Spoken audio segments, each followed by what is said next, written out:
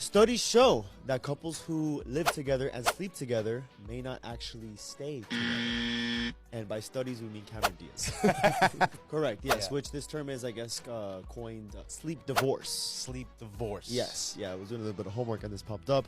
And yeah, so she goes on and she says, we should normalize separate bedrooms. To me, I would literally, I have my house, you have yours, we have the family house in the middle. I will go and sleep in my room, you go sleep in your room, I'm fine. And we have the bedroom in the middle that we can convene in our relations. What do you think about that? Because, I brought it up with my señorita. Yeah. And she's like, that's weird. CNN basically posted this research that showed that 25% of couples say they slept separately, but very few of them talk about it. 1 in every 4 couples that you know probably doesn't sleep in the same bed.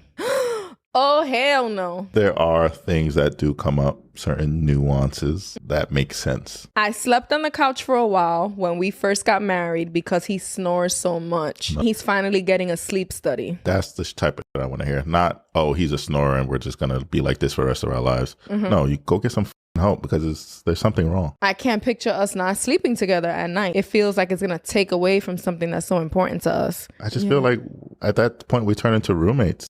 Hi guys, welcome back to my channel. My name is Omomi, aka Petite Diva, and in this video we are discussing sleep divorce.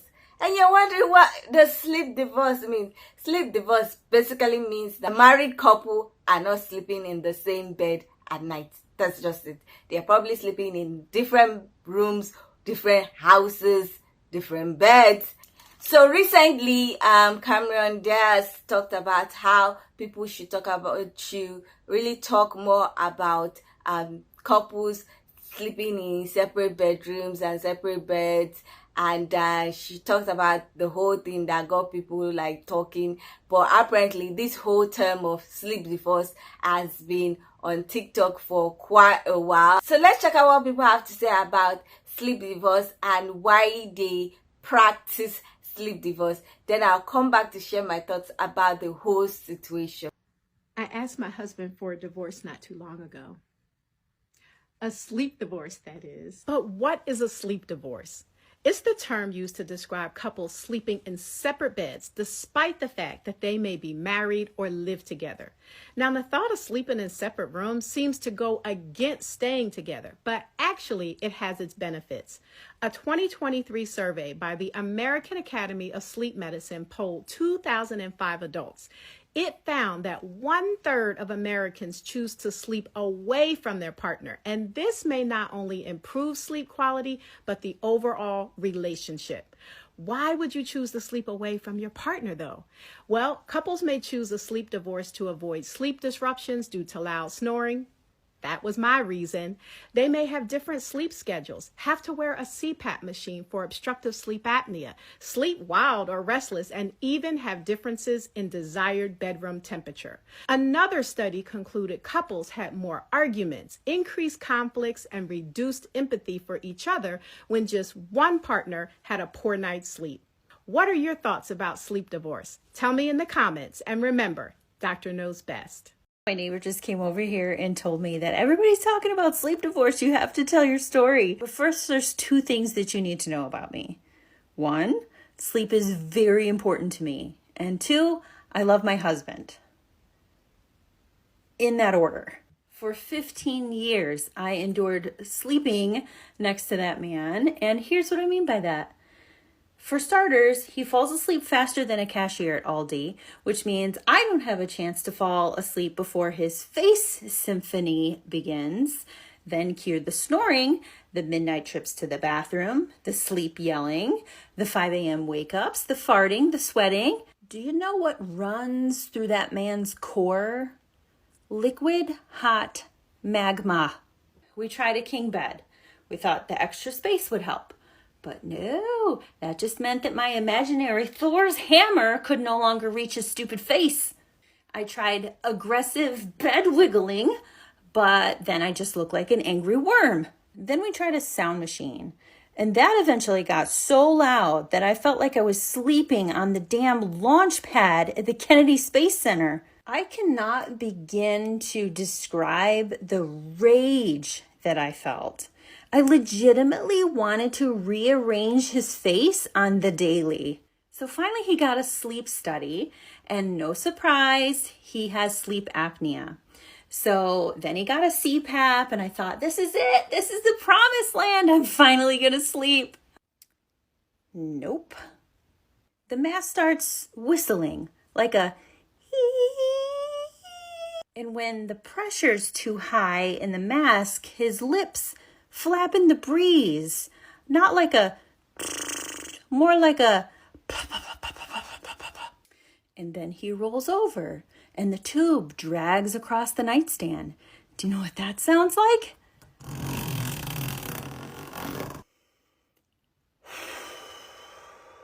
I mean, are you cartooning me?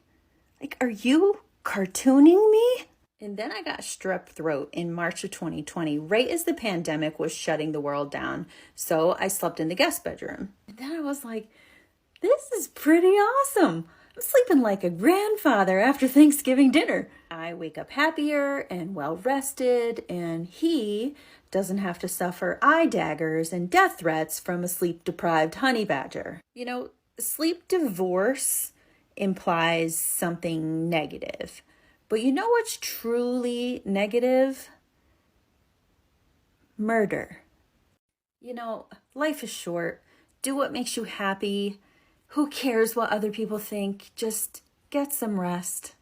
Everybody's talking about sleep divorce. You have to tell your story. Well, I'll tell you my story. I am sleeping like a baby. Big queen bed, rounding sheets, hum of my air purifier. And I'm gonna decorate it all girly here pretty soon. His can be all boy-like. Only regret is not doing it sooner. I thought if we slept in different rooms that was the end of our relationship. It was for my parents when that happened to them. No, it's only gotten better. We still have lots of cuddling overlap and intimate times. We don't F with each other's core sleep, and that's amazing. And it makes for extra cute texts back and forth from upstairs to downstairs. If you have the extra space and room to be able to sleep separately from your partner, do it. Sleep divorce might just be the thing that saves you from a real one. Night, night. My neighbor just came over here and told me that everybody's talking about sleep divorce. Sorry for my terrible lighting, because my province's power grid is failing, so this is my chosen singular light that's on in my house right now. But I think I have everybody beat with this story right now. I have been in one relationship where sleep divorce was ever on the table, and I'm the one who brought it up, okay? So let's go back to 2017. I started dating this guy. He's like tall and handsome, and he was like on a national sports team, and you know, I thought he was into me, so like, ooh, like dream relationship right there. We started dating, and you know, right from the get-go, he was pretty upfront that there was something wrong with his sleep, but I snore, so like, who am I to judge? That was not a deal breaker to me. And you know, sometimes he would talk in his sleep, and it was like fun and quirky, and I'd record him on my phone, like on like a voice memo, and we'd like laugh together in the morning about some of the weird unhinged things he was saying. But then we moved in together, and things really took a turn for the worse, because, you know, I kind of knew that he had night terrors sometimes, but they were like rare, but they became every single night. And when I mean night terror, I mean that he thought that I was a giant spider trying to eat him alive, and that he couldn't get away from me or something like that. So he would basically be in a dead sleep, and so would I. I'd be like dead asleep on the other side of the bed. And then I would suddenly get like an elbow to the rib or the back, or like I'd get hit, and then he would like shoot straight up like a zombie. Like, it was ridiculous. Like, he would just like literally go like, and like sit straight up, and then he would start like screaming, and then he would run butt naked into the closet where he'd proceed to have like a meltdown. So I would have to get up out of bed and be like, hey sweetie, like come back to bed, everything's fine, they're not gonna get you, I'm here, blah blah blah. Come back to bed. And then he would wake up in the morning having like little to no recollection of what happened, and I'd have to be like, hey, like, you hit me again last night, what is there, something going on in your life, are you stressed, like what's happening? And so it just kept getting worse, because this would happen every single night around midnight, 1 a.m. every single night. So I would start going to my office and like playing games until like 1 or 2 a.m. And this was causing a lot of resentment and tension between us because I didn't feel safe going to sleep because I might get hit or, you know, he might startle me thinking like, you know, screaming bloody murder. And for him, you know, he wasn't able to spend quality time with me, like snuggling and stuff at night. So, you know, there's two sides to all this. So it got to a point where I'm sleep deprived. I'm like hallucinating at work because I'm just so tired. And I start begging this man to go see a doctor. Now, I don't know what's up with men and like putting off their like health needs and stuff like that, but I literally begged this man to go see a doctor. I even tabled like breaking up. Like I gave him the ultimatum, like you get help from a professional or like we're done. I can't keep doing this.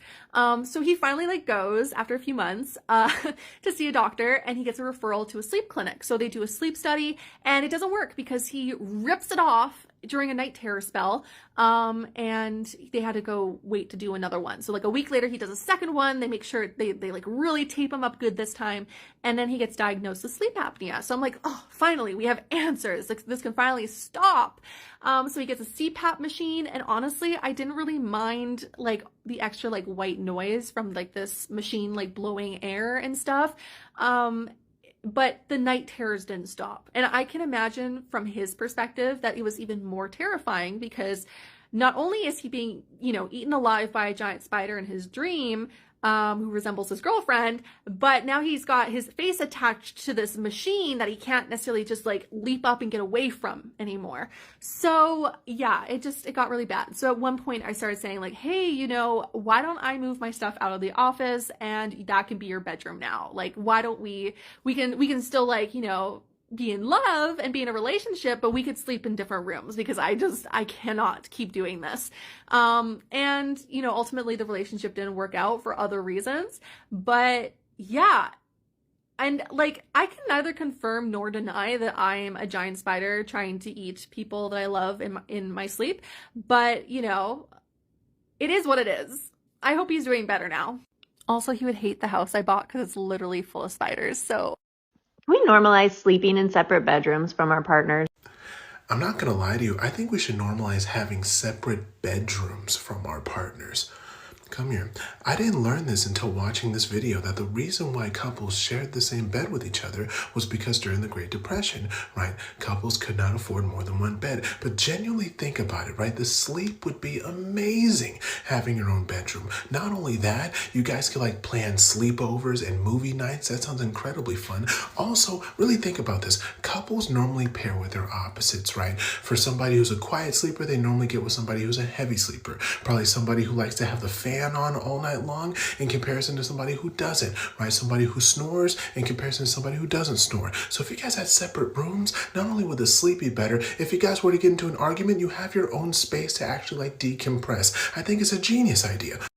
Also, if you have a partner that sleeps through all of their alarm clocks, come on, separate rooms are. Is it okay for you and your partner to be sleeping in separate bedrooms? Listen, if your partner has sleep apnea and they're snoring like a farm animal, you need your rest. So that's a reason. However, if you're sleeping in separate bedrooms to avoid intimacy, we have to deal with that. If you're sleeping in separate bedrooms as a weapon, sort of to punish your partner, saying, get the frick out of here, not okay. And if there's a child sleeping in your bed where your partner should be, that can be a problem. 2 caveats: if there's a medical reason or there's a special circumstance. Other than that, you need to be in bed with your partner, even if there's no sex. Being in bed together is a form of intimacy. Not to mention the fact that your kids need to know that they can be independent and do things on their own, and sleeping in their own bed is the first step. Sleep in a separate bed from your partner. My wife and I have been doing that for 4 years. We've been together 11. The past 4 years, we've gotten our own bedrooms and bathrooms. The bathroom is also a huge kicker. Sleep has improved immensely. We no longer wake each other up. We can also go to bed when we want. You know, we don't have to kind of go to bed the same time. That's been really nice if we have someone has to get up early or whatever. The non-bickering about the bathroom in itself is worth it, even if it's just bathrooms. We don't complain about my shaving or the shower or all of her stuff. It is great. Just the independence. My wife and I work together all day, so having that decompression time at night in my like 200-300 square foot area where I can kind of do my thing and she does hers works really well for us. And then the biggest thing that has truly been incredible is the romantic side, because it almost feels like we're dating again. and we'll have sleepovers, or she'll come to my place, I'll go to her place, and it just makes it really fun. I don't sleep with my husband. I don't sleep in the same bed as my husband. I've seen a couple of things on TikTok lately about sleep divorce, and for me and my husband, we haven't really slept in the same bed since halfway through my pregnancy. The main reason was, at the time, was because I had like 50 million pillows all surrounding me, and so he literally had like this much bed, and I had like all the bed. And since then, obviously I was pregnant, and then I had baby, but then my mum was staying with us, and she would often stay up with me in the night so that Manu could get some sleep for work. And so he sleeps in a different room because he gets up really early, and he'd wake baby up because she still sleeps with me. So we haven't slept in the same bed for over a year at this point. I've seen a lot of people disagree with that, but personally it works for us. Like, we still hang out, still all good, there's nothing wrong with us or our relationship. It just works better. He gets a good sleep so he can go to work, then he comes home and he can help with baby.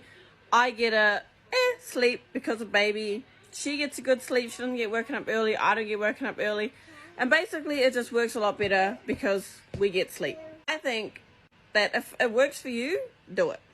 If you've got the room, do it.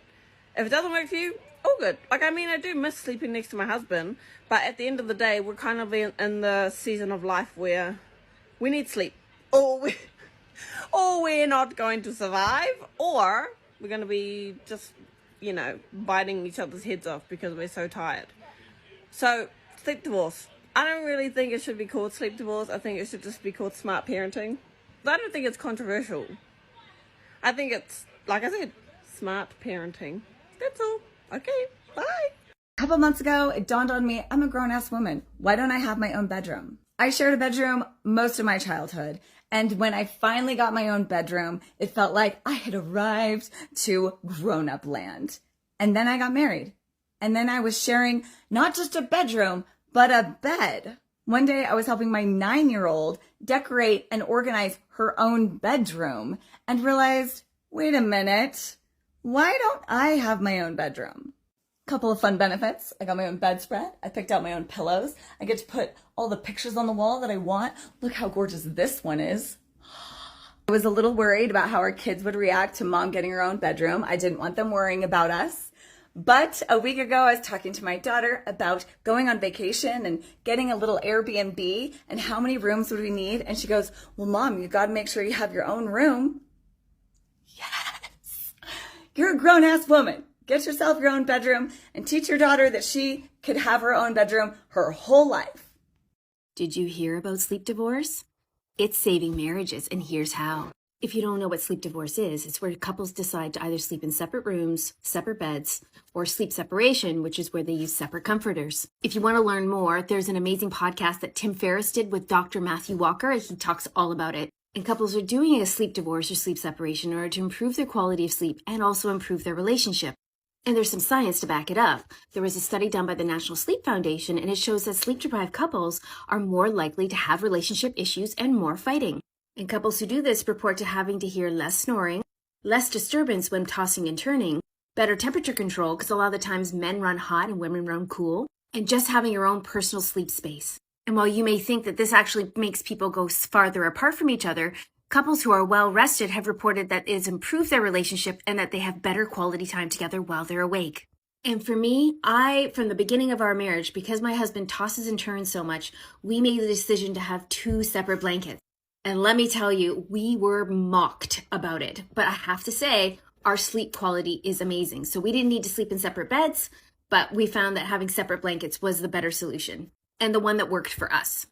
So they're not suggesting that sleep divorce is better for everybody. That is not the case whatsoever. It's always individual to each couple. So most Orthodox Jewish married couples have 2 beds. Controversial opinion, but religion and culture aside, I think that more couples should actually have separate beds and get what is called a sleep divorce. This is controversial because I'm a sleep scientist and it goes against what the research suggests. Science research suggests that people sleep better when they're with their partner. They fall asleep faster and they stay asleep for longer. But the reality is that some people are super annoying when they're asleep. Leave a comment if this is your partner. Some people have big sleep apnea machines that make noises. They might snore really loudly themselves. They might have restless leg syndrome and kick you throughout the night. The list goes on. Do yourself a favor, and if you have the space, get separate beds. You can use it every night or just once in a while, whatever works for you. You are giving yourself the gift of a good night's sleep. It'll probably be good for your relationship. My neighbor just came over here and told me that everybody's talking about sleep divorce. You have to tell your story.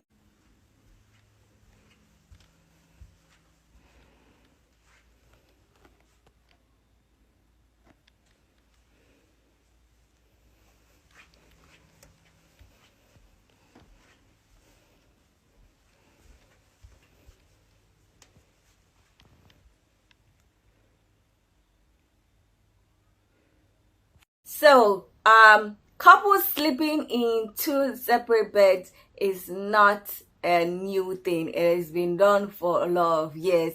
But the whole sleep divorce thing might be a new thing, and I don't like the term sleep divorce because it carries, in my own opinion, a negative notion to the whole thing. Now, when I first heard about people sleeping in different houses, this is not even different beds.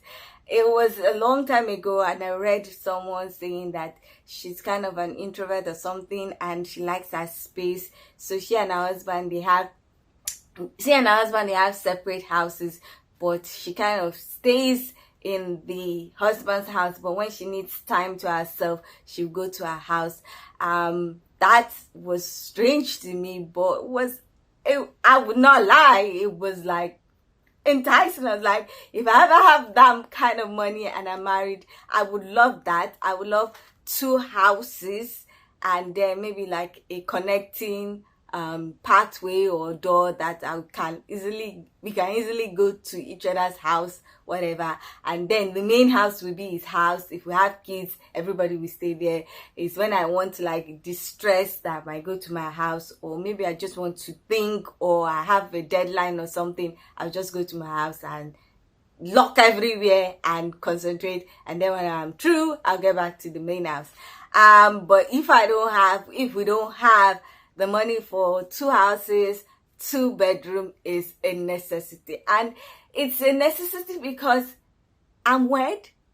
I like my space sometimes just to like distress. I'm a very, very strong introvert, and too much association with people can get me feeling very, very drained. So having some time to myself, having just a place where I can sleep without issues, without thinking of anybody at my side, it's something that I would love to have. Also, I tend to roll on the bed, and I tend to feel very uncomfortable if somebody is by my side sometimes, because I'm always aware of what's going on. So if at a particular time I really need sleep, I really need to rest without any disturbance, a separate bed, a separate room would be nice for me to have. Then a lot of people, as you've seen, a lot of people complain about maybe their husbands having problems sleeping and snoring. That one, I understand what they're saying, because somebody snoring at my side, even somebody just making noise outside my window, sometimes can interrupt my sleep. So imagining every night, oh no, that might cause a lot of problems. So I don't see why people would say it's a bad thing. The most important thing is everybody should get a good night rest. They should not wake up being agitated or being stressed up. So if that is what will work for people, then go for it. I know a lot of people don't like it. Some people don't want to be separated. They want that they will sleep together. Everybody will snore together. It works for them. But some people, it doesn't work for them. Sleeping apart for some part of the night is not just the whole night. Like some people will fall asleep together, then midway the other one person will move to the other room, which is something that I would like to do. Like halfway through the night, I'll move to my side and sleep the remaining on my own side, which will be very relaxing by the time I wake up in the morning. But if you have kids, you know that you might have to stay with the kids and you forget sleep for a while.